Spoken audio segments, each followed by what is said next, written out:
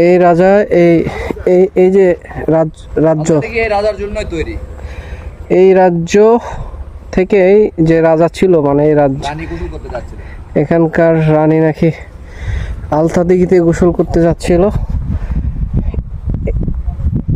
এইগুলো আসলে অনেক পুরাতন ইতিহাস।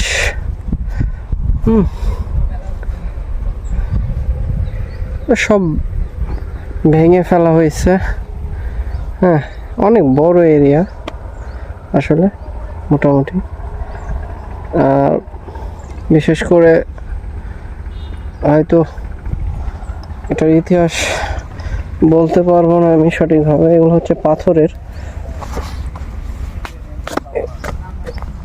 পাথরের, হ্যাঁ, এগুলো পাথর।